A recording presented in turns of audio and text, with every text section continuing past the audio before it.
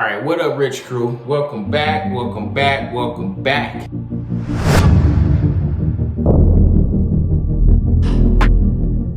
hitting y'all with heat today, so you gotta hit that subscribe button.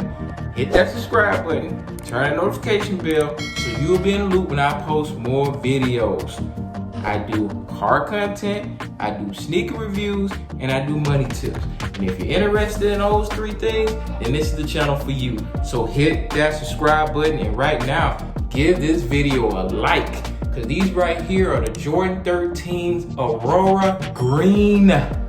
You heard it, Jordan 13 Aurora Greens. And I got these right here for my wife as a Mother's Day gift. Due to COVID-19 though, shipments have been delayed, so she's just now getting these. I'm gonna do a full review on these tomorrow, so stay tuned for that video. But I figure I'd give you guys a detailed look of what the shoe looks like. So stay tuned for this B-roll I'm about to hit you guys with, and enjoy it. But like I said, hit that subscribe button and turn the notification bell, because you do not want to miss the heat that I've been dropping lately. Let's go.